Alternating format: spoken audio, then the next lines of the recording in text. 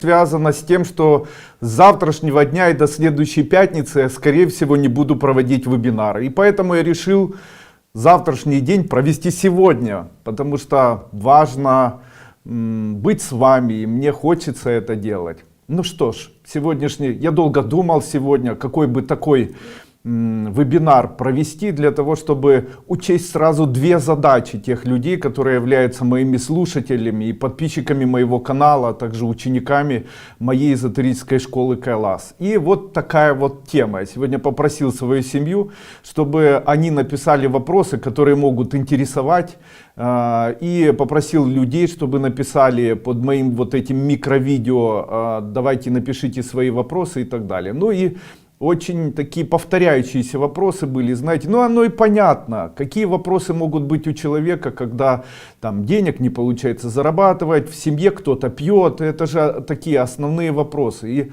это такая большая, обширная тема, хотелось бы, ну и этой теме посвятить и так далее. Я понял, что в общем-то в большинстве своем многие люди не понимают пути счастья. Многие люди вообще не понимают, что происходит, когда они живут. Для многих просто вот жизнь это просто каждый день утром открыл глаза, прожил до вечера, лег спать и так далее. Но многие думают, что эзотерика это какие-то бесконечные мантры, бесконечное чтение там и медитация, это бесконечное, или это магия какая-то и так далее. Я же хочу вам сегодня сказать, что, ну нет, конечно, эзотерика это некая такая философия, это философия неких понятий. И, наверное, знаете, это эзотерика, потому что не было другого слова назвать те, наверное, идеи, которые у меня возникали. Потому что если бы я назывался, допустим, Дуйко философия, то тогда бы люди, наверное, не хотели это слушать. А Дуйко психология, ну, наверное, не хотели бы слушать там новую психологию, там, или нейролингвистическое программирование, хотели бы, наверное, что-то такое обособленное. Но я хочу вам сказать, что все равно это, как бы я ни крутил, это просто идеи, которые связаны с идеями философствования, просто философские доктрины. Они, конечно же, во многом не имеют подтверждения, где-то имеют подтверждение, кто-то скажет, это давно уже существующее, кто-то скажет, для него это важно, но я хочу сказать, что для меня это важно. Дело в том, что это все те этапы, которые пришлось мне в моей жизни преодолеть для того, чтобы быть, ну, может быть, немножечко счастливее, может быть, немножечко уютнее себя чувствовать в жизни и так далее. Ну, с чего бы хотелось начать вообще? Как вообще человек может изменить свою жизнь? Есть ли что-то одно, что не нужно было бы прямо вот ковырять в себе без конца? Знаете, столько разных направлений. Найди первопричину, как сказал Будда, найди еще что-то, как сказал, там, используй заповеди, как сказал Иисус Христос, или там соблюдай религиозные доктрины, этих доктрин очень много. Но есть ли что-то одно? Да, вы представляете, я считаю, что что-то одно все-таки существует. Начну я со слов Белинского, Вениамина Белинского, который в свое время сказал такую фразу. Он сказал: жить значит чувствовать.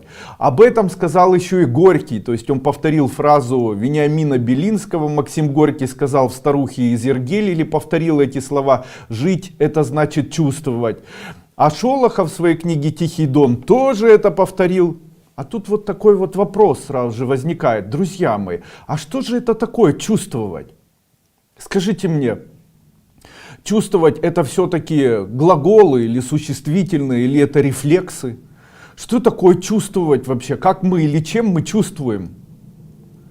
Ну, давайте я не буду рассуждать, хотя можно было бы на этом сейчас остановиться и начать рассуждать, что чувствовать это значит, и начать умничать. И сказал этот вот так, а чувство сказал так, а Пирогов сказал, это безусловные рефлексы отраженные, а вообще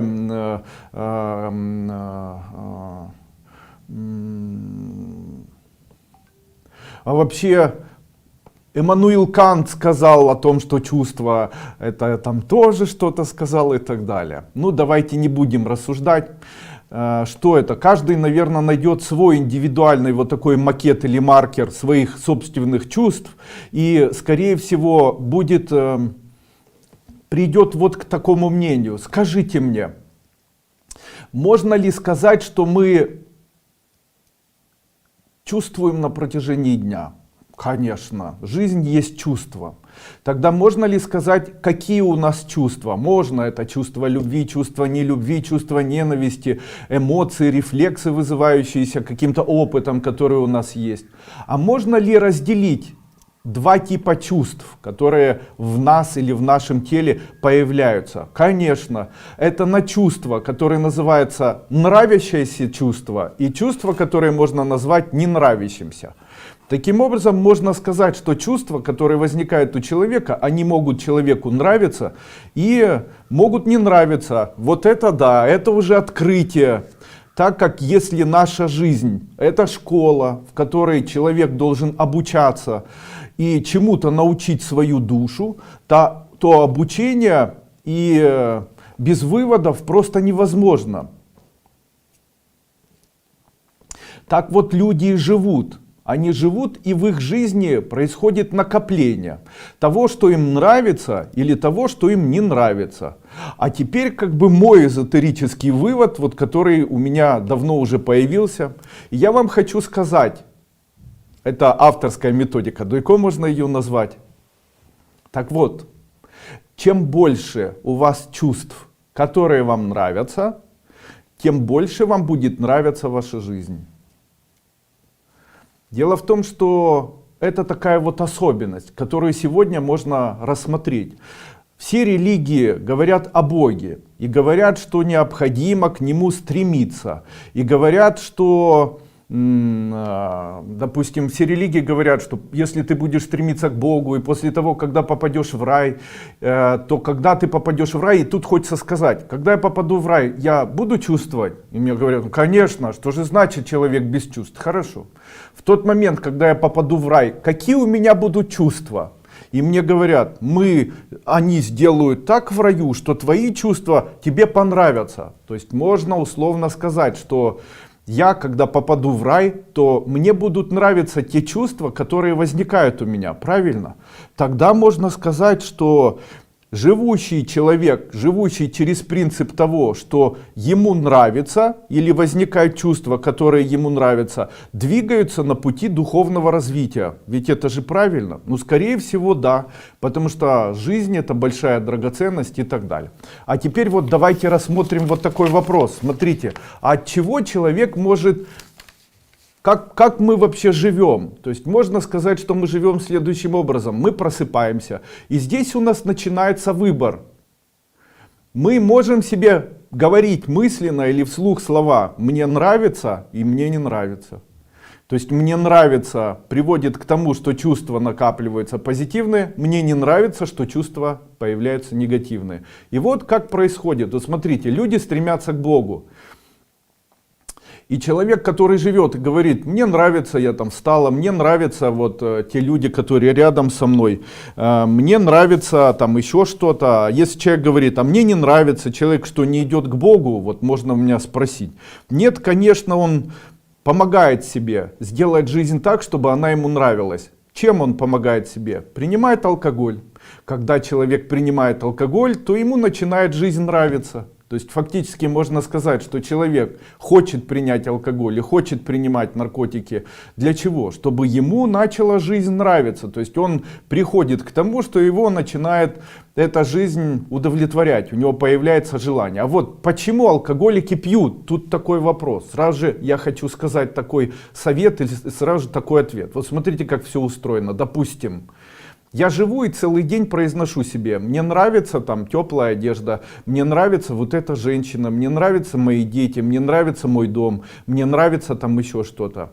После этого мне нравится, как я поел, мне нравится, что я поел, мне нравится, куда я еду, мне нравятся листья, мне нравится солнышко, мне нравится и так далее. То есть фактически я подчеркиваю всего лишь проявляющихся и незаметно мимо меня уплывающих или улетучивающих вместе с прошедшей моей жизнью чувства, которые я до этого не испытывал или упускал, как бы не подмечая их.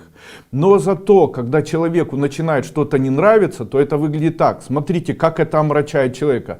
Не нравится, нам кажется, что больше, чем нравится. Мы зацикливаемся на не нравится. Не нравится это, не нравится это, не нравится женщина, не нравится еда, не нравится порядок. Не нравится, как называют, не нравится, во что я одеваюсь, не нравится, как я выгляжу. Не нравится, не нравится, не нравится. И как же можно сделать так, чтобы начало нравиться? Ну, от чего человеку может нравиться или нет? Вы знаете, что может нравиться просто наша жизнь, если человек начинает это подчеркивать у себя и говорить. От малого может нравиться, ведь человеческая жизнь — это рост от малому к большему. Именно поэтому, когда человек, допустим, добровольно выбирает информацию, которую он выбирает в интернете, которая его может обучать, то он может эту информацию выбирать по принципу ему нравится или не нравится. То есть скажите себе, вот допустим вы смотрите бомжей там каких-то, или смотрите там хейтеров, или смотрите каких-то людей, которые ругаются и так далее. И вы ждете, что дальше возможно что-то начнет происходить дальше, более-менее хорошее. А вам не нравится, вам нужно себе признаться и сказать, мне не нравится, и переключить это. Найдите для себя возможности переключать то, что вам не нравится. Переключать там поющих или говорящих гадости, переключать алкоголиков, переключать идиотов, переключать политиков, которые орут, обвиняют друг друга и не хотят смотреть за пенсионерами. И не хотят делать ничего ни для кого не хотят. Вот старайтесь вот таким образом собирать эту информацию. Старайтесь делать так, чтобы эта информация, которая попадает в вашу жизнь, начала нравиться. Как человеку бросить пить. Человек, который решил бросить пить, он должен знать, что если он найдет на протяжении дня тысячи элементов, которые ему нравятся, а в тот момент, когда он будет пить алкоголь, он будет говорить себе, что же мне в этом не нравится, и будет произносить себе, мне не нравится, что я сейчас не ощущаю ту радость, которая возникала, когда мне нравилось быть трезвым человеком. Мне не нравится, что меня тошнит после алкоголя, мне не нравятся отходняки, мне не нравится еще что-то. То есть человек думает, что ему это нравится. Если обычно почему очень пьющий становится? Потому что человеку жизнь не нравится, потому что он себе подчеркивает все время, что ему что-то не нравится. Как это обычно выглядит? Допустим, там жена и муж. И вот она встала, и она ему не нравится. То есть она ему надоела, родила детей, она полная. Ему не нравится, как он живет, ему не нравится. Но он так бы встал, покурил и пошел, а так он встает, и она начинает говорить ему, и это не так, и это, и ты пьяная, тебе перегар. А ему не нравится, что у него там нет носков чистых, может не нравится, что он вечно грязный ходит, не нравится, что нет порядка в семье и так далее. То есть ему не нравится все время, она подчеркивает это все, что ей не нравится. Человек после этого срывается, когда накапливается количество того, что не нравится, а человек вынужден стремиться к жизни, которая может нравиться, к Богу. У Бога всем все будет нравиться, в раю каждый будет счастливым, там будут только хорошие чувства. И человеку ничего не остается, как выпить алкоголь, чтобы хоть какое-то время понаслаждаться тем чувством, которое называется «я живу в состоянии, когда мне нравится». Ну так а что можно сделать для человека, который, допустим, с вами рядом живет и который употребляет алкоголь? Чего же он хочет на самом деле? Да он хочет, первое, любви, и второе, чтобы кто-то сказал ему в чем-то, что ему может понравиться. Вот человек приходит, и вы говорите, смотри, как у нас дети выросли, нравится тебе? Человек говорит, нравится. Видишь, они хорошие, любят папу. Нравится тебе, что любят? Нравится. А вот хороший же у нас стол, смотри, давай лучше мы дома будем сидеть. Давай сделаем так, чтобы и чашки были. Красивая я у тебя? Красивая. Нравлюсь тебе? Да. А как нравится? Вот с этой стороны или с этой? Нравятся тебе вот мои новые волоски? Нравится. А ты мне нравишься. Я тебя все равно люблю. Понимаете? И человека это изменяет. И другой вариант. Мужчина ложится и начинает думать, или женщина начинает думать, можно так, ложится и начинает думать, да он мне не нравится, и он бухариком в постели мне не нравится, и зачем я его там, так а зачем вот это нужно тянуть? Можно это все изменить, каким образом? Ложитесь и говорите, мне нравится, что он теплый, мне нравится, что мы вместе, мне нравится, что он заботится, мне нравится, что он деньги зарабатывает, мне нравится, что у меня есть мужчина, мне нравится, что... Вы представляете, можно... Человек говорит, а мне ничего не нравится. Да ладно, Ты живешь, да, это главное.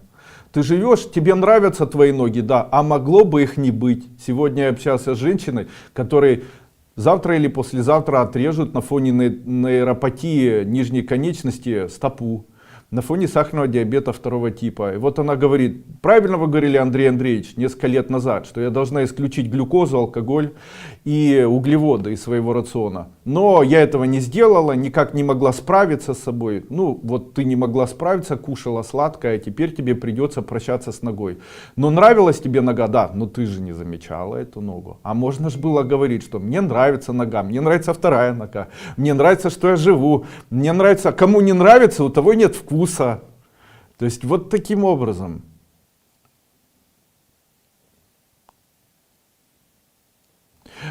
Если вот какие-нибудь такие проблемы, которые мешают человеку жить с позиции нравится, конечно. Очень часто человеку мешает жить так, чтобы ему нравилось его собственный эгоизм. А это еще что такое? Эгоизм — это слово «я». Когда человек говорит там «я». Зачем вообще человеку говорить слово «я»? Для чего человеку произносить слово «я»? Что он хочет этим сказать? Давайте я вам скажу. Когда человек говорит «я», видимо, слово «я» все-таки является магнитом или сетью, которая позволит захватить чужую любовь, которой не хватает этому человеку. То есть человек говорит «я умный». То есть по-другому нужно говорить так. Этот человек думает, что его нужно любить за то, что он умный. Или человек говорит «я там смог».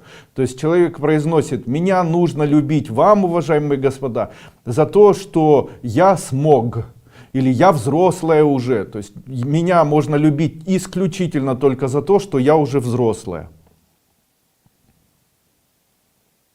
Но человек же совершает ошибку. Почему? Потому что когда человек говорит «я», он говорит не об обособленной любви, а обособленная любовь, она больше похожа на продажную любовь. То есть можно любить только за это. А я не верю, что мне можно любить просто так. А ведь любовь — это чувство божественное. То есть можно ли сказать, что безусловная любовь важнее? Конечно. Так вот я хочу дать вам сегодня совет. Он звучит так. Каждому человеку можно научиться говорить себе: меня тоже можно любить. За что? Просто так. Просто за то, что я живу. Ни за что меня можно любить. Вера в это может изменить человека на 100%. Утром проснулись и говорите: меня можно любить просто так. Ни за что. За то, что я живу, за то, что я просто живу. Я вот добрый человек, меня за это можно любить. А доброту необходимо позиционировать? Нет, о ней может никто не знать. Человек может быть просто добрым. То есть за что человека можно любить? Да просто за то, что добрый. А добрый — это тот, кто не критикует, не кидается, не гавкает, не критикует, там, не ненавидит и так далее. И вот все вот эти проблемы, которые есть у человека, допустим, там женщина писала, там, допустим, мне, там муж меня, там я больная, и там я лежу, прошла еще что-то, то есть любите меня за то, что я несчастна, любите меня, муж бросил. Да Бог тебя и так любит, просто так, ни за что. Тебе не нужно любить из-за чего-то, из-за того, что ты несчастная и больная. На самом деле женщина, которая такое пишет, она хочет понять, что ее можно еще такое любить. Муж оставил, который любил, а она сейчас никому не нужна. Кто ж меня любить будет? Бог любит. Бог любит, потому что Он дал еще шанс. Какой шанс? Он дал шанс еще жить. То есть Он дал шанс такой. Человек говорит: я больная, муж умер, как избавиться от тоски? Ответ такой: зато вы живы. Зато вы просто так живете. У вас есть столько всего, что вам может нравиться. У вас есть еще возможность, чтобы вам нравилась осень, красота мира, культура. Люди думают: мне не нравится мой муж. Но зато можно изменить, зато мне нравится в нем, там теплые ноги, то, что он домой приходит, зато он ваш персональный, зато он о вас заботится. Кому нужно, а так как бы вы жили, вот переспал бы с вами какой-нибудь мужик, и вы бы утром от него вышли и считали бы себя какой-то никому не нужной женщиной. Но это разве хорошо? А так вы переспали с ним, он рядом с вами проснулся, вы позаботились, не нравится моська, не нравится там, как человек в постели себя. Ну и что, зато он ваш. Зато он теплый, зато он хороший, зато он родной, понимаете? Пусть будет вот так, знаете, у каждого человека есть целая куча и плохих качеств, и хороших. Но люди так устроены, они хотят прямо все время подмечать что-то плохое. Но разве жизнь это бесконечное что-то плохое? Весь мир делится на две части. Люди, которым нравится, люди, которым не нравится. И те, которые не нравятся, ищут информацию, как бы прикопаться ко всем остальным, чтобы доказать, что всем должно не нравиться.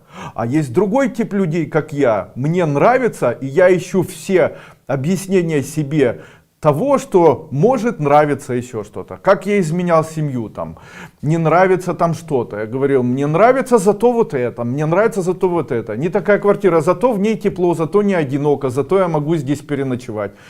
А мне нравится, что я могу переночевать, а мне нравится, что у меня есть крыша, а мне нравится, ага-ха-ха. Понимаете, вот таким образом мы можем себя изменить. И тут самое главное правило, вы его должны знать. Уважаемые друзья, если вы меня смотрите, запомните этот гениальный авторский совет. Этот гениальный авторский совет звучит так. Бог анализирует жизнь человека ежесекундно, только основываясь и базируясь на том, нравится человеку жить или не нравится. И вот возьмем одного человека, который живет, допустим, в королевстве. И этот человек встает и начинает говорить: мне не нравится пыль, мне не нравятся люди, мне не нравится то чавкает.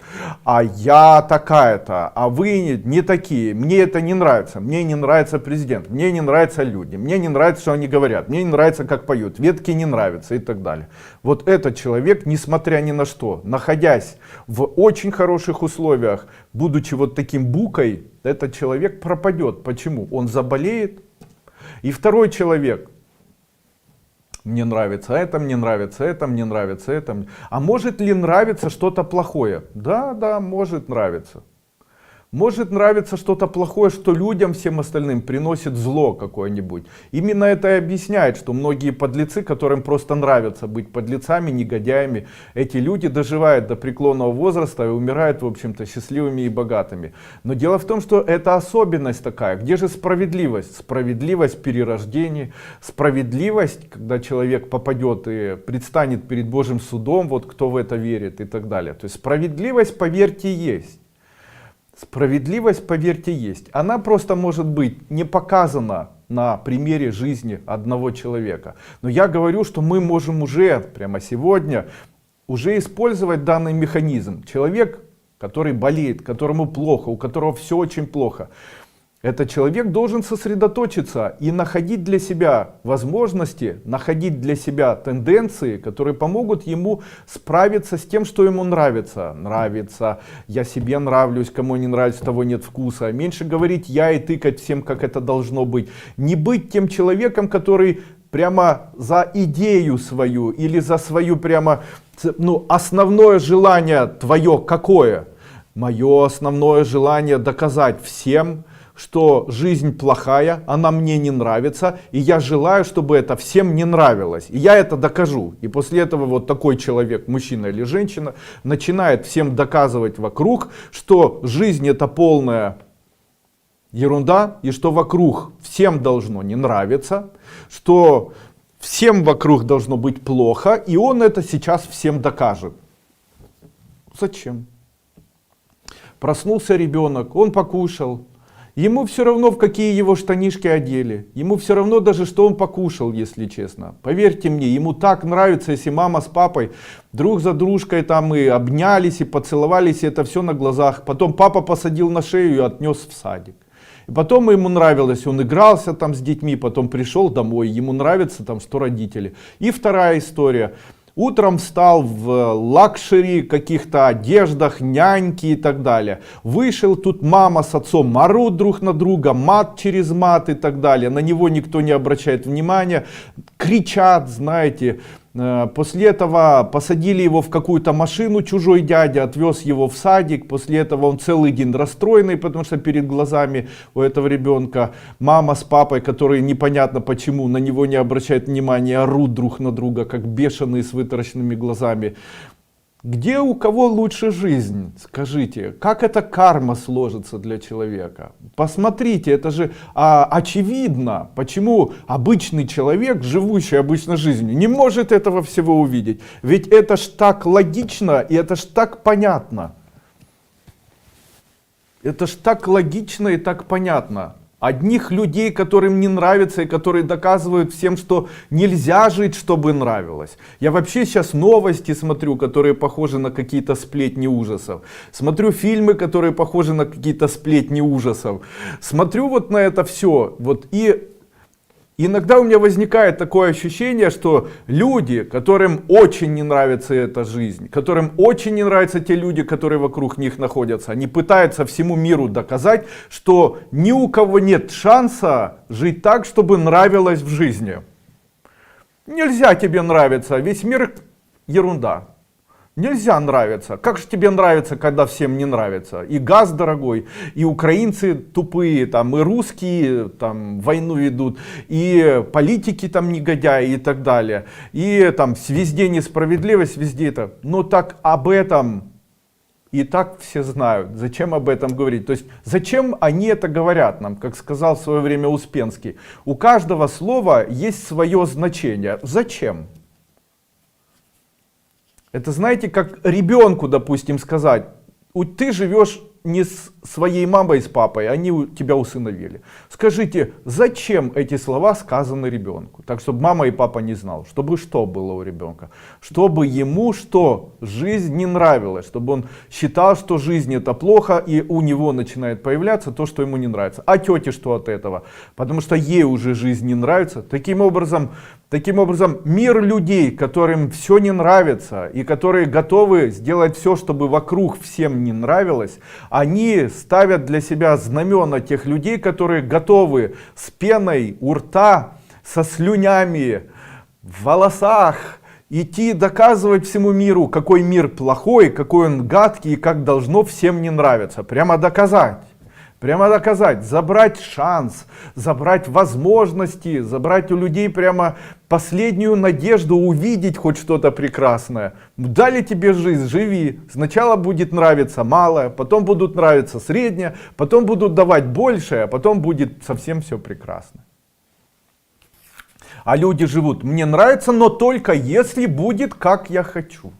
Мне нравится, ну может мне понравится, если. Ну а как же жизнь, как же карма? Пусть нравится хоть то, что сейчас есть. Что может нравиться? Человек, обычно люди говорят, на тебе кислое яблочко. Человек говорит, нет, мне бы могло кислое яблочко понравиться, но я хочу себе пир на весь мир. Я хочу столы большие. Ему говорят, ну как же тебе дать пир на весь мир, если тебе даешь яблочко, тебе не нравится, потом персик тебе не нравится, потом колбаску не нравится, потом конфетку не нравится, потом тарелочку с супчиком не нравится, потом первое, второе, третье не нравится, и пир на весь мир тебе не понравится. Зачем это тебе? Ведь весь мир, пир на весь мир его сложнее делать, чем вот так делать по чуть-чуть. Конечно, давай по чуть-чуть, пусть нравится. Сначала тебе яблочко понравилось, потом персик понравился, потом супчик понравился, потом понравился первое, второе, третье, а потом нравится будет пир на весь мир. Вот и вся, в общем-то, тенденция. Почему? Бог есть свет, и Бог есть радость. Попадая в рай, человек будет иметь чувства самые радостные. А радостные чувства, это когда нравятся, никто не может это опровергнуть. Но если путь к Богу или знание того, что нужно прийти к Богу, оно основывается на том, что мы придем там, где нам будет нравиться. Ну так может уже пора начать прямо сегодня, с этого дня уже, с малого. Пусть нравится малое, нравится чашка воды, нравится там что-то. Люди говорят, Андрей Андреевич, там у вас пиджаки разные или еще что-то. Но не стоит забывать, мне нравились порванные кеды, в которых я ходил. И мне нравились туфли, когда я туда подкладывал что-то. Зато они у меня были. И мне нравилась там еда, которую я ел. А потом нравилась там женщина, с которой я жил. И вот эта эволюция человека, которому нравилось. Почему люди придумали культуру? Мне очень нравятся сейчас слова, знаете, украинская, русская культура. Как это можно делить, допустим, живопись Сурикова или Репина на украинскую живопись, там, которую нарисовал Шевченко, там, полотна, вернее, Шевченко. Что это такое? Как это вообще возможно? Делить одну живопись от другой. Это живопись для чего? Вообще, почему красота, почему культура?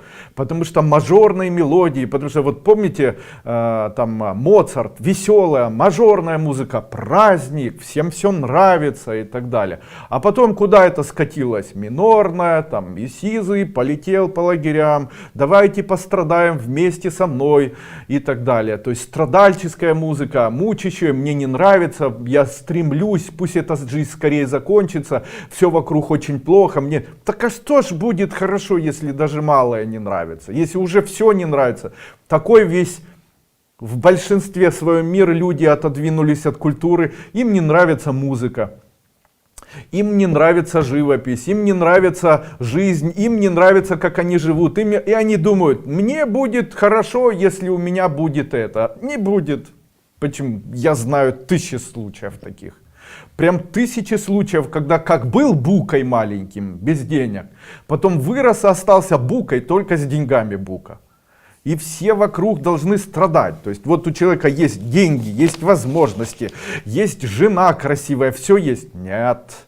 Вот тут он утром встает и не так поднесли, не так подышали. Ты меня не любишь, ты на меня не смотришь, ты не такая. Волосы не такие, глаза не такие, все. Меня никто не любит, вы меня только используете. Потом, так, это не так, машина не такая, люди не такие, ага, подонки, подлецы, сволочи, всем докажу, вы подонки, вы сволочи, негодяи, сволочи, подонки, негодяи. Так, я сейчас в интернет зайду, сейчас всем напишу, ага, сволочь, подонок, негодяй. Все пусть знают, сволочи, подонки, негодяи. То есть тебе плохо, у тебя гипертония, сахарный диабет развивается, ты вообще какашка с самого детства. У тебя вообще ничего в жизни не нравится, Бог тебе помог, Он дал тебе возможность там кармически заработать. А теперь тебе ничего не нравится, и все вокруг должны жить так. Знаете, когда человек, сидя за столом прекрасным, рядом с близкими, которые любят этого человека, искренне любят, начинает говорить, вы не такие, вы какашки, вы меня только используете и так далее. Имел бы совесть, включи хоть что-то. Человек говорит им открытыми фразами, он говорит, мне плохо. Я ни от чего не радуюсь, я не знаю, как радоваться. И вам плохо, теперь не радуйтесь вместе со мной. С кого же это начнется? Но его же должен кто-то обучать. Кто? Ну те, кто и рядом с ним находится. Ведь женщина это пример, там, дети это пример. Вот вы женщина, вы слабая, научите мужчину радости. Это же несложно сделать. Научите радости. Будьте примером радости. Почему? Женщине же легче быть радостной. Ногти там, ай, ногти какие красивые, радуетесь. Одежда какая-то красивая, радуетесь. Там улыбка, радуетесь. Приготовили что-то там, похлопотали, радуетесь. С детками стишок рассказали, там мужчина может радоваться. Понимаете, это же в наших руках. А мужчины, им, конечно, тяжелее. Почему? Надо деньги зарабатывать, но в этом тоже можно радоваться. Бизнес не получается. Я пришла, ага, собака не хочет ничего покупать. Да что им тут этим надо вообще? Почему у меня людей нету, и товар не такой, и вообще и ногти у меня не такие, и сынок мой, блин, у него 100% все плохо, и мама моя не звонит, так чем же мне заплатить? Так и машину поремонтировать, еще эти покрышки, ёханый баба, еще грязь сегодня. И я голодная, снова обожралась, да что ж такое, так, последние новости посмотрю, последние новости, вот дурачки какие, ага, вот дурачки, блин, какие сумасшедшие. Если Бог видит такую женщину, и Он анализирует ее, то там все время, как Морзе, знаете, не нравится, не нравится, не нравится, не нравится, не нравится, не нравится, не нравится, не нравится, не нравится, не нравится, не нравится. Не, ну если, как говорят в Одессе, если тебе не нравится, если тебе нравится то, что не нравится, то тогда надо давать тебе побольше того, что не нравится. То есть, если человеку не нравится что-то, то ему нужно дать побольше не нравится. И человек говорит, надо же, раньше было плохо, а сейчас еще хуже. Не переживайте. С такими темпами, если вам дальше будет не нравиться, то того, что вам не нравится, будет больше. И когда будет, допустим, вам не нравится еще сильнее, вы будете сеять то, что вам не нравится, чтобы и остальным не нравилось, то вы будете еще и ВИЧ-инфекцией для окружающих людей, которым будет тоже все в жизни не нравиться. Вот как-то так.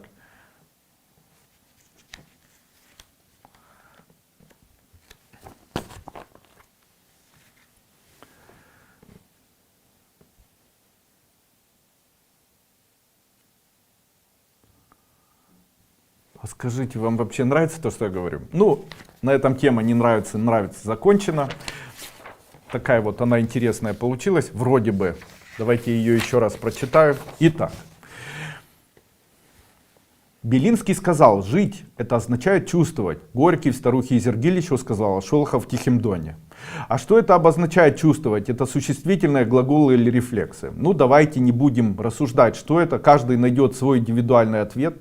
Но он, скорее всего, будет связан с нашим выводом того, нравится нам это чувство или не нравится. А это уже открытие, так как если наша жизнь это школа, которая должна нас чему-либо научить, нашу душу, то обучение без вывода просто невозможно.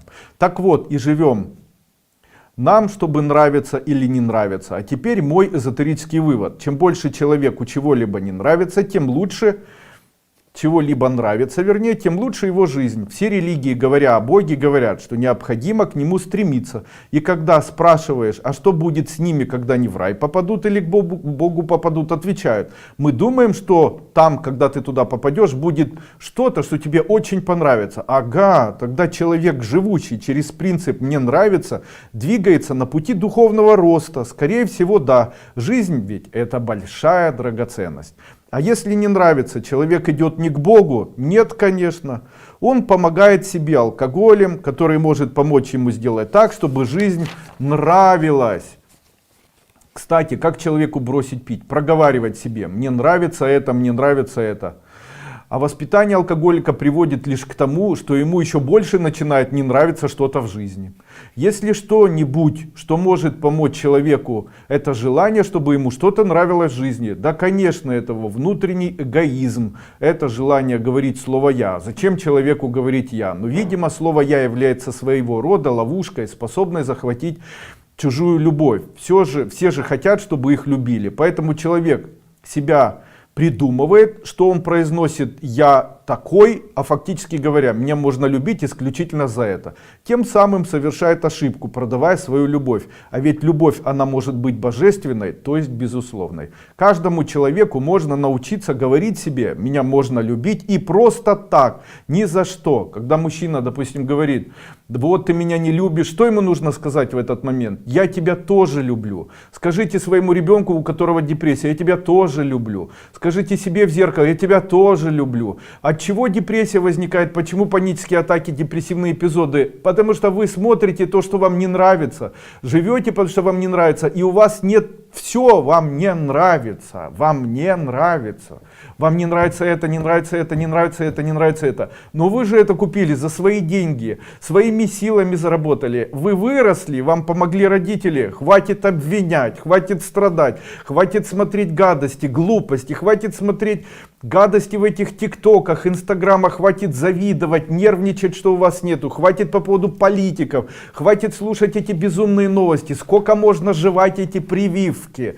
Сколько это может продолжаться. Живите по принципу нравится, и тогда нас, огромная масса, изменит этот мир тотально. Люди начнут в метро ездить друг другу, уступая место. Люди не будут сеять бесконечно вот это безнравственное зло, в котором они живут. Все, надоела тема, конец. Ага. Ну и вот второй такой вопрос был, который озвучили мои близкие. Он звучит так. Человек ложится, и о чем он начинает думать? Блин, чем мне заплатить, как мне рассчитаться, почему мне никто не любит, где же мой мужчина и так далее. Не об этом нужно думать, нужно говорить себе, что мне сегодня понравилось на протяжении дня. Мне понравилось, что я кушала, мне понравилось, как я себе пузико чесала, мне ногти сделала, красивые ногти, мне нравится. Мне нравилось, что я расчесывалась, мне нравилось, что дома у нас тепло, мне нравится кот мой, собака. Дети мои нравятся, а вот дети нравятся. Не нужно искать то, что не нравится в них. А вот у него нет этого, вот он неправильно там ведет себя, вот он еще что-то. Знаете, весь мир похож на... Вот чем я отличаюсь от многих людей? Я могу сегодня это рассказать. Я уже это рассказывал однажды в своей первой ступени. Для меня жизнь — это огромный оркестр, огромный театр, такой вот, в котором есть люди, которые живут. Это люди-барабаны, люди-скрипки, люди-валторны, люди там маракасы, я не знаю, какие-то, я не знаю, как они, тарелки называются и так далее.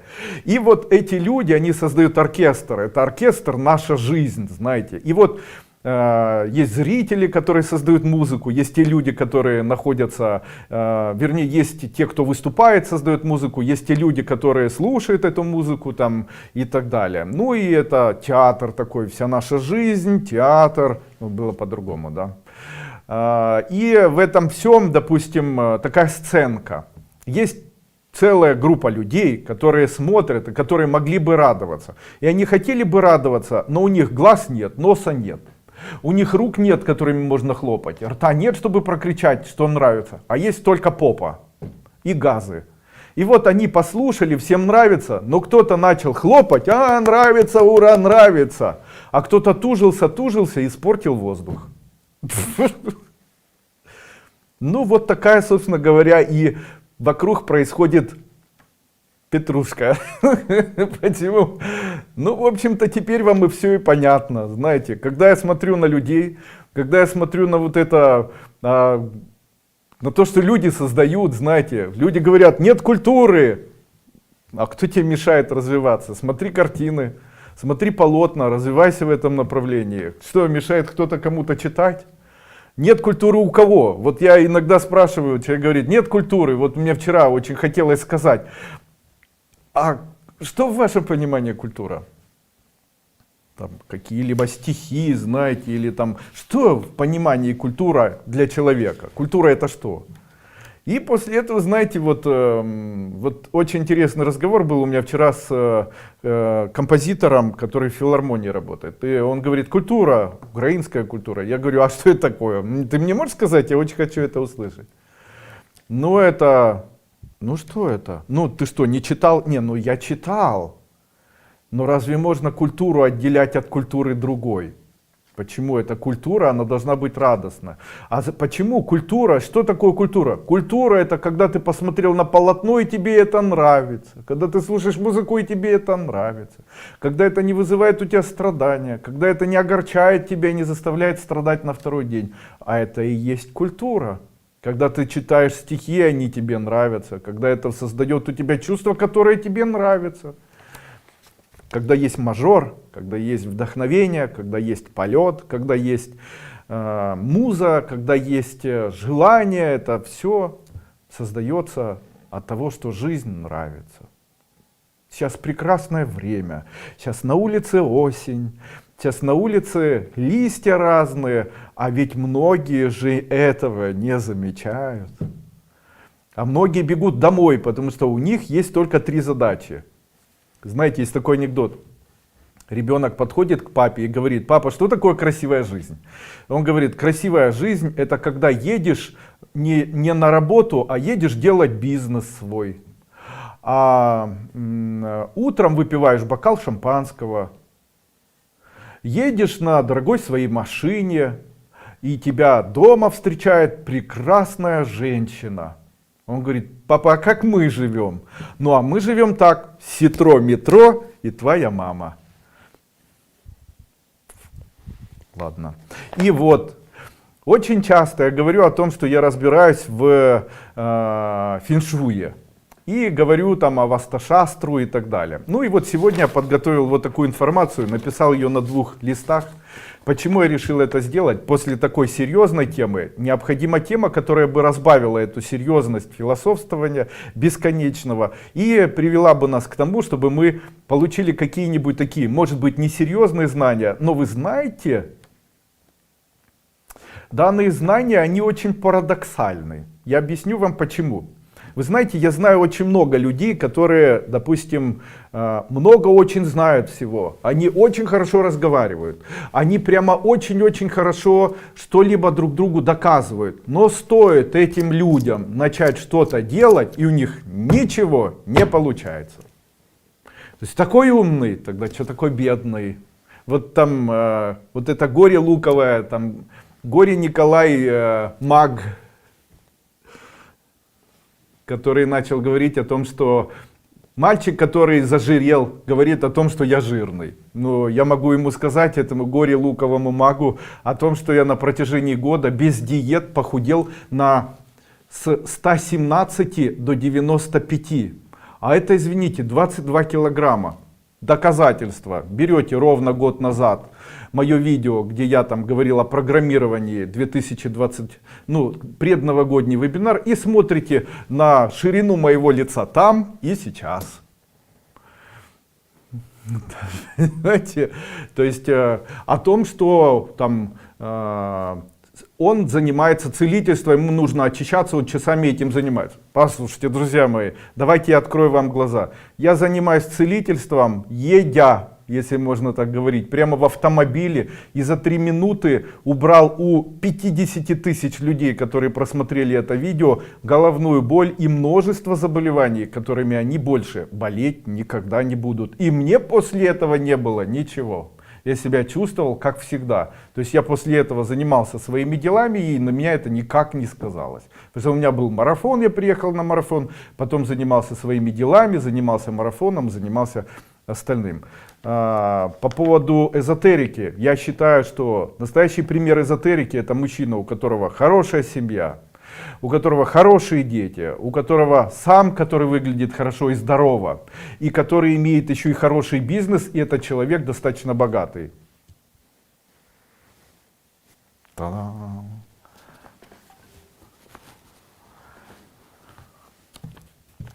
А теперь фэншуй. Фэншуй. Васту-шастра. Итак.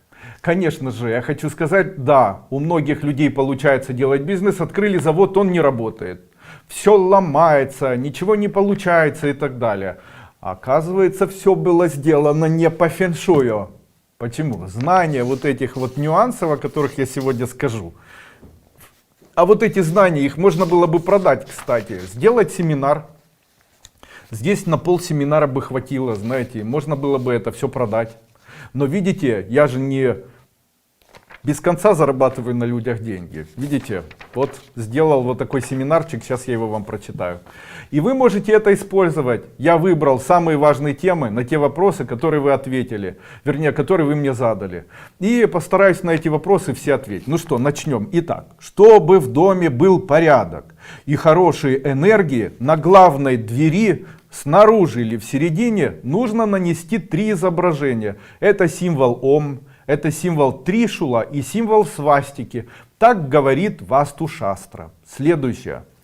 Если человек считает, что когда к нему приходят гости, у всех портится настроение. Когда, допустим, кто-то там что-то принес домой, и у всех портится настроение. Если человек считает, что проникновение происходит, деструктивная энергия в виде подкладов там, или еще чего-то, ему в дом, в его квартиру, в его бизнес, что ему необходимо сделать?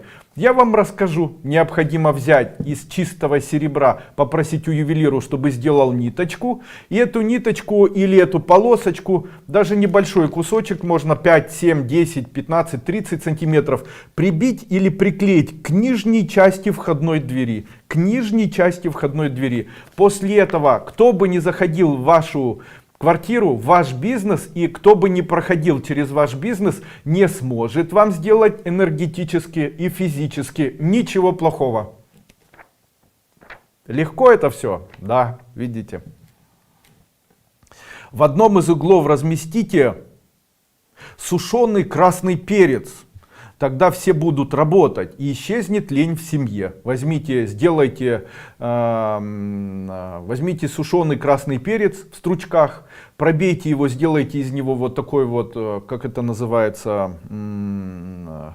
бусы и повесьте куда-нибудь в угол. В случае, если повесите, все, кто в семье будет находиться, дети захотят учиться, взрослые захотят работать. Но существует еще и обряд такой. Если взять и сделать черную куклу без глаз и носа, и на шее ее одеть вот этот красный перец, и положить это в спальне в угол, любой абсолютно, тогда на вашего мужа и на вас никто и никогда не сможет сделать никакой абсолютно приворот. Это было интересно? Думаю, да. Как осветить пространство для хорошего строительства своего дома? Итак, обряд из Васу-шастра. Выройте ямку в субботу и налейте туда горчичного масла. После этого 4 субботы подряд приходите и лейте в эту ямку полстакана молока и бросайте цветы календулы. С просьбой складывайте руки и говорите: я прошу благословить строительство дома, пусть дом будет хороший, пусть устранятся любые помехи, устранятся там и то-то, то-то. Вот у вас есть земля, допустим, вы вырыли маленькую ямку, подошли туда, налили горчичное масло. После этого сделали это в субботу, утром. После этого каждую субботу приходите и 4 субботы подряд наливаете туда полстакана молока обычного, пастеризованного, можно из-под коровы, там любое все равно, и бросайте туда сушеную календулу и говорите: пусть дом построится без проблем, пусть на это хватит денег, пусть все идет хорошо и так далее. Гарантирую, что будет идти все как по маслу. Почему? Вот 100% знаю, почему, уже так делал. Дальше. Если ребенок плохо учится, то ему, согласно Васту-шастре, поможет хрустальная черепашка, которую можно купить и разместить у него на столе, в его кабинете, если он есть. Дальше. Тайна стеклянной пирамиды. Я не поклонник, сразу же хочу вам сказать, я не поклонник стеклянных пирамидосов. Но, тем не менее, это не моя информация, это информация Васту-шастры. И я хочу вам сегодня сказать: пирамидка исполнит желание. Напишите свое желание и положите под пирамидку. Итак, какое желание? Если желание на любовь, напишите на белой бумаге и положите в спальню. Если вы хотите обрести богатство, то желание напишите на чистом листе бумаги, вернее, если это желание на любовь, да, если на любовь, то на белой бумаге, а если на богатство, то на желтой, символизирует золото, разместить в любом чистом месте. А если врагам, то врагам свое пожелание можно написать: чтоб ты обкакался, или там, чтоб ты какался каждый день с утра до ночи. И на красной бумаге, и необходимо разместить на полу. А любое другое желание, которое может возникнуть, какое-нибудь, необходимо разместить на любой бумаге, но разместить это за пределами своей квартиры. Вот. Я с начала года похудела на 15-17 килограмм. Ого, ну вы даете.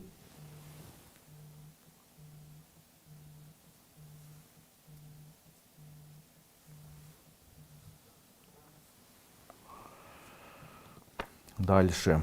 Продать недвижимость. Многие люди спрашивают: Андрей Андреевич, как мне продать свою недвижимость? Вы бы могли помочь продать свою недвижимость и так далее.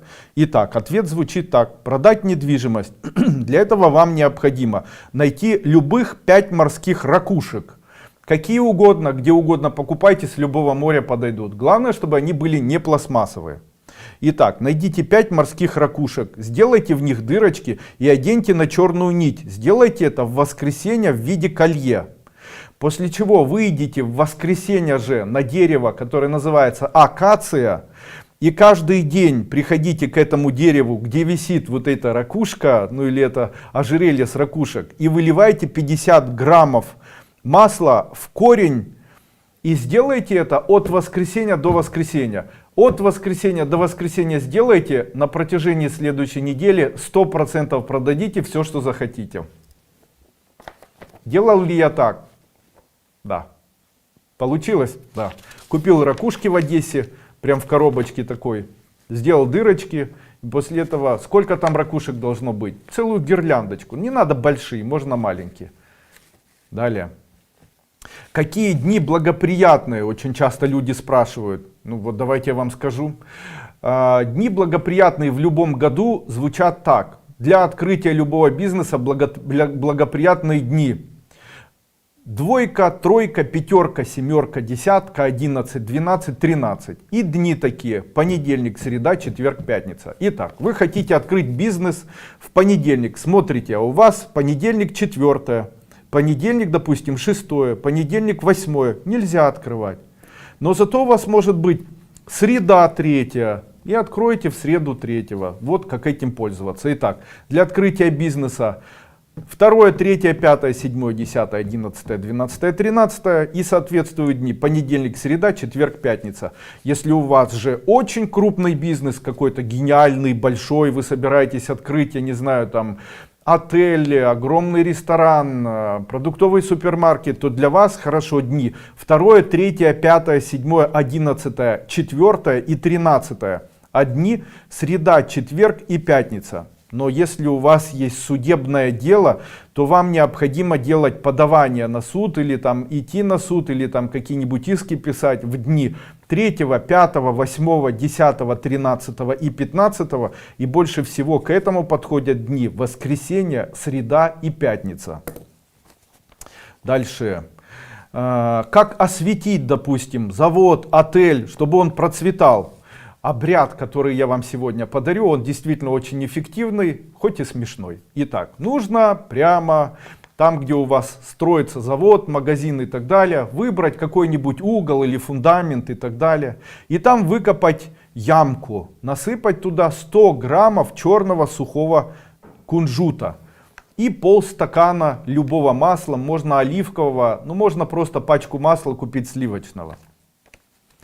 Перед вот этой ямкой поставить, в церковной лавке продается такая масляная лампадка, поставить масляную лампадку и зажечь ее. И зажигать ее необходимо в субботу, и зажигать необходимо 40 дней подряд, то есть 7 суббот подряд.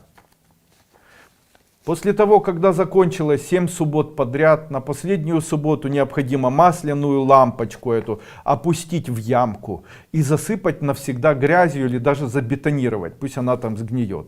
Но это не все. Во вторник или в субботу купите еще одну масляную такую лампадку и поставьте ее, специально для этого купите фикус.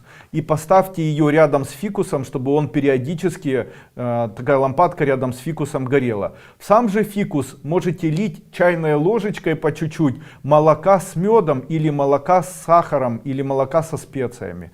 Таким образом вы будете, фикус является священным растением, таким образом вы будете провоцировать или проецировать, правильно говорить, развитие своего бизнеса. Также можно сделать это для кого-то. Вот вам от меня вот такой эзотерический принцип.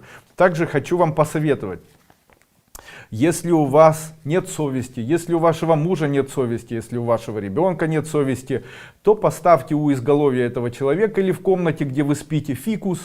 Фикус будет заставлять этого человека испытывать совесть. Человек, у которого рядом с ним стоит фикус, может бросить пить и так далее. Настраивайте фикус на состояние одухотворения и благодати. Поливайте его немножечко молоком, иногда с медом. Возжигайте возле него ароматические палочки, а также можете его украсить какими-нибудь гирляндочками, звездочками и положить там где-нибудь в корзиночку цветочки календулы или астры, ну или каких-нибудь таких, где есть большое многоцветие. Хотите быть знаменитыми, и вам хочется знаменитости, популярности, вот Коле Горе колдуну хочу посоветовать. Коля, если вы хотите стать знаменитым, а я так предполагаю, ваша зависть это доказательство этому, потому что все видео у вас по 100 просмотров, а это видео, которое говорите, какой Дуйко какашка, и все комментарии пишите от своего собственного аккаунта, потому что это можно проверить. Знаете, это все кажется мне очень смешным, но вы же хотите быть знаменитым, несмотря на убогость того, что вы там преподаете.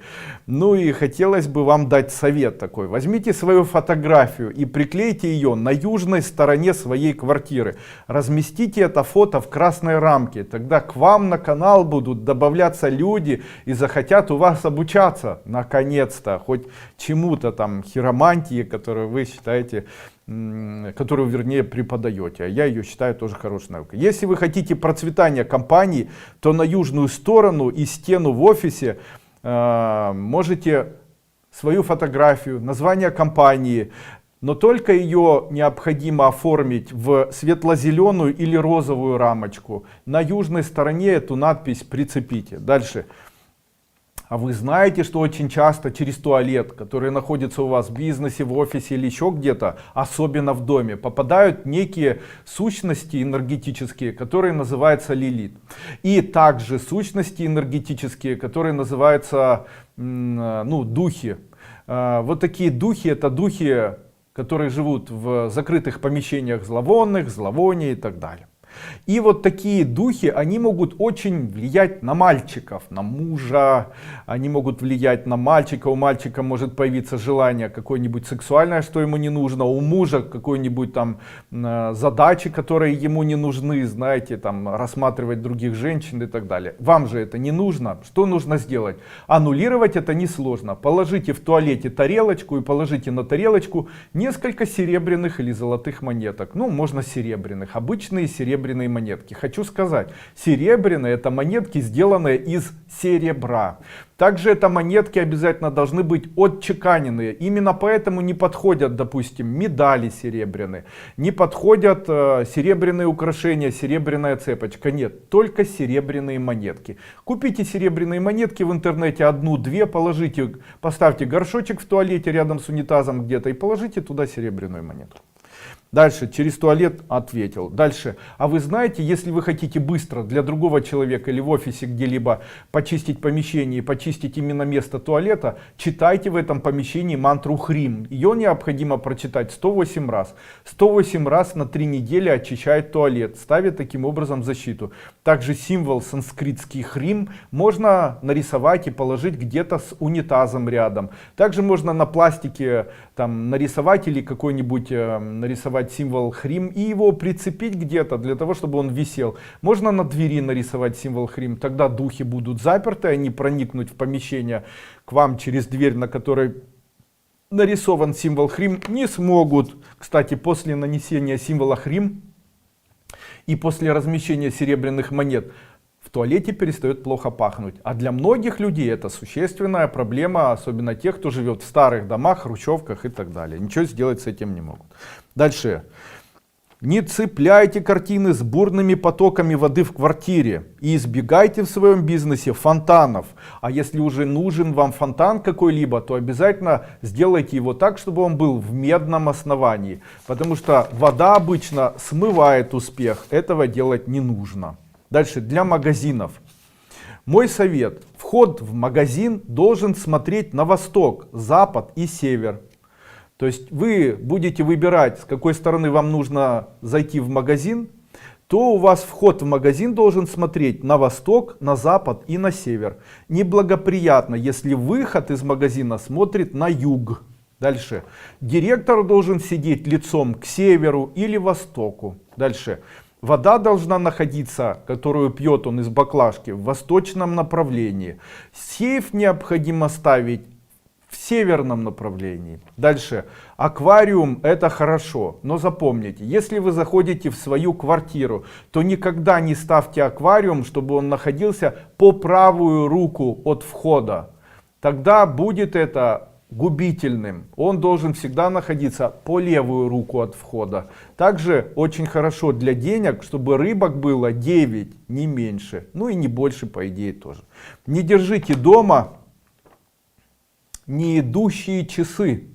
Потому что если часы не идут и часов много, то будут проблемы с детьми. Дети все время будут чихать, кашлять, болеть и так далее. Не идущие часы очень влияют на детей, притормаживая их развитие и очень, как ни странно, влияя на детей. Также часы должны очень благородно и красиво бабамкать. То есть часы, которые бабамкают красиво, так тепло. Это очень хорошо, потому что такие часы настраивают всех на то, чтобы жить ради семьи в одном времени и испытывать состояние радости. Это благословение с помощью времени или калачакра тантры. Чтобы деньги не утекали, Никогда не ставьте веники, тряпки, ведра, чтобы их видно было на протяжении всего дня. То есть помыли, убрали. Они не должны стоять ни в туалете, ни там, где вы постоянно находитесь, не возле кровати.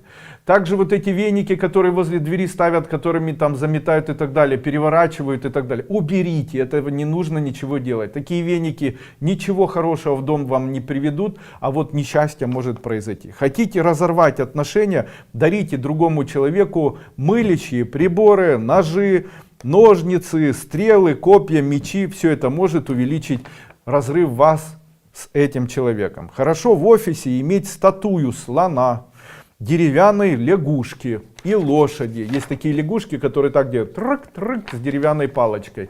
Вот в такую лягушку очень хорошо стучать. Такая лягушка делает человека умнее и целеустремленнее, и напористее, и сосредоточеннее. Дальше.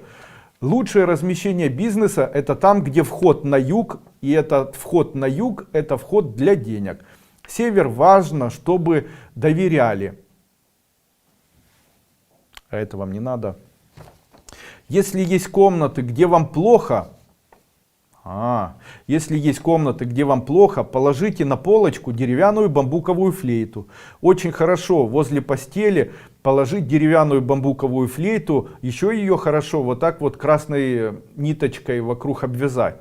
Также в случае, если возле кровати положить и спать рядом с деревянной флейтой, то будете выглядеть хорошо. Если луч света падает на две флейты с красными лентами, сложенной буквой В, как я показываю, весь дом благословляется и все будут щебетать, то есть появится разговор, общие идеи, у всех будет хорошее самочувствие. Также хорошо иметь флейту рядом с сейфом, тогда в сейфе будет как музыка хорошая, появляться деньги, они будут идти как красивая мелодия и так далее. Людям будет нравиться с вами рассчитываться и так далее. Дальше. Инструмент, который был придуман не мной, является инструментом очищения от всякого зла, приворота, подкида, там, подклада, вольта и так далее, который может быть подложен вам, допустим, в бизнес, другому вашему сотруднику в бизнес, в ваш магазин и так далее. Как это можно убрать? Существует, я ее назвал, банка для вытягивания зла и очищения пространства. Для этого необходима пол-литровая банка. Насыпьте туда железных шариков, залейте это водой и поставьте туда свечку, чтобы она над банкой торчала, такую толстенькую, и зажгите. Когда свеча догорит, банку необходимо с догоревшей свечой закрыть и вынести. Но банку эту можно использовать второй, третий и так далее раз в других местах. Все это за один раз устранит любой беспорядок, негатив в магазине, даже пыли будет меньше. Банку можно использовать в этом же месте или в другом месте, второй, третий и так далее раз. Аннулируется и весь негатив, который там собирается, он находится вот в этих железных шариках.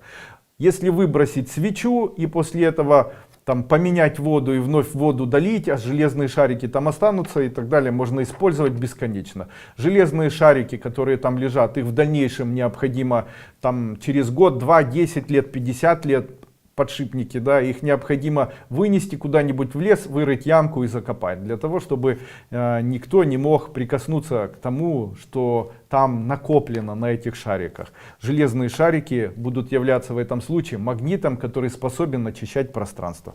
Дальше. Все в доме болеют. Что делает маг, согласно Васту-шастре? Он покупает 8 килограммов черной фасоли, идет утром к реке и произносит: «Я выкупаю свой дом, или свою квартиру у зла, или своего мужа у алкоголизма, или своего сына у наркомании». И высыпает это в речку, где вода проточная. Делает это один раз в год. За год происходят изменения, тоже все работает, проверено точно. Дальше. Нельзя покупать квартиру или бизнес, который продан с аукциона. Почему? Потому что в фэншуе, который я знаю, говорится о том, что в случае, если человек с аукциона покупает себе квартиру или бизнес, то ему переносится карма покупателя, карма того человека, он как бы выкупает или переписывает на себя карму того человека, у которого не получалось. Именно поэтому не совершайте такие ошибки. Не покупайте бизнес, который продан с аукциона, не покупайте квартиры, которые с аукциона продаются, не делайте этого. Также не помогайте людям деньгами, у которых сильнейший финансовый крах, потому что это все дает возможность переписать на вас карму этого человека, это очень плохо. Дальше. Как делать пуджу с Луной? Очень часто, сейчас же полнолуние, и очень много людей: скажи Луне, и Луна сразу же тебе что-то даст. Хочу вам сказать, что это не так. Человек не имеет права обращаться к светилу Луны. Почему? Если вы читали, допустим, Гурджиева, а все же такие умные, Гурджиева читали, это же понятно, я же понимаю, что все читали, то у него сказано о том, что духи все живут на Луне. Не знаю, как это может быть он прав, может нет, проверить ни я, ни кто-то другой, доказать обратно или не обратно не сможет. Ну, нам придется доверять. И вот что я хочу сказать. Человек, который обращается к Луне, он скорее всего обращается к духу. И вот этот дух, который может исполнить желание, делает его для человека просто так. А просто так в эзотерике не бывает. То есть дух может захотеть что-то взамен. Что же хотят духи взамен? Они хотят жизнь. У меня была ситуация. Одна женщина ходила под луной, начитавшись книги знаменитой очень женщины, которая очень популярная по сей день. Зачем она это пишет, неизвестно. Звали эту женщину Алена, она находилась в городе Харькове. И эта Алена, она ходила под луной, как раз было море, мы вместе отдыхали, я не с ней отдыхал, со своей семьей. И она ходила каждый вечер и произносила: пусть Луна, дай мне мужа, Луна, дай мне мужа, Луна, дай мне мужа, Луна, о великая Луна, дай мне мужа. И после этого муж у нее появился, его звали неважно как. После чего Алена стала директором магазина, переписала все на мужа. Муж начал гулять с соседкой молодой, начал спать с ее дочерью. У дочери появился, она стала беременная. Когда узнали, она была на высоком сроке беременности. При этом этот муж ее оставил, эту женщину, отобрал у нее бизнес, оставил ее с ребенком своим, который там, очень малолетняя была, и с долгами. После этого эта женщина повесилась. А когда это было, ей говорил, мы сидели вот так на улице, я говорю: Алена, а что ты делаешь? Каждый день ходишь, выскакиваешь под этой луной. Она говорит: вот книжку прочитала.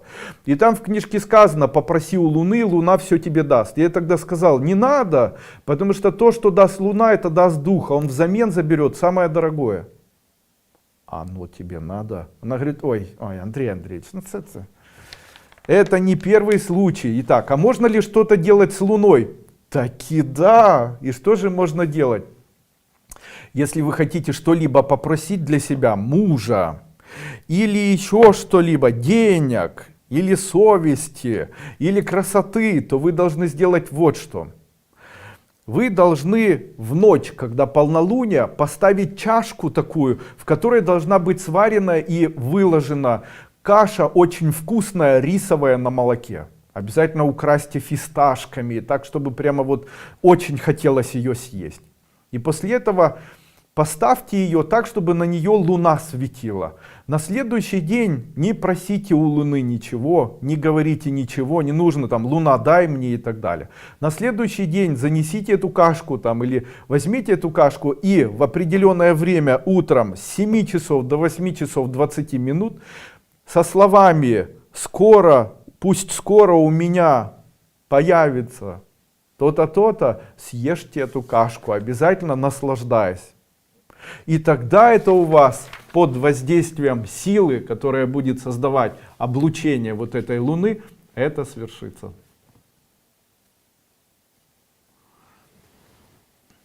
Скажите, вам данная информация была интересной? Буду признателен тем людям, кто поставит тайм-коды под данным видео, то есть заморочится и после этого в комментариях опубликует тайм-коды к данному видео, где я рассказываю об этом. Как пишутся тайм-коды? Они пишутся так: 00 двоеточие 00, после этого отступ, там приветствие, с 0000 нужно начинать. Потом второй тайм-код 00 двоеточие 14, допустим, там рассказ о том, как Алена с Луной там и муж бросил и так далее. И так вот о каждом пункте. У меня нет на это времени, потому что вы видите сами очень много пунктов. И для того, чтобы написать эти тайм-коды, мне понадобится час, потому что я не специалист в этой области. А если у вас есть свободное время и вы можете все-таки опубликовать тайм-коды, то тогда буду очень признателен. Вместе мы сделаем этот мир лучше. А сейчас обязательно подпишитесь на мой канал в YouTube. После того, когда видео данное закончится, перейдите на мой канал в YouTube, напишите свой комментарий, понравилось видео или не понравилось видео. Обязательно опубликуйте данное видео у себя в социальной сети. Возможно, это будет интересно кому-нибудь из тех людей, которые являются вашими знакомыми. Помните о тех словах, которые я сказал в самом начале, о том, что человек может жить по принципу нравится или не нравится. Ну вот, это и было сегодня основным моим посылом. Его можно было сказать за 3 минуты, что я, собственно, и собирался сделать. Но получилась тема более обширной, понятной, и я думаю, наконец-то это расставит все на свои места, немножечко изменит ваше восприятие мира и даст вам великолепный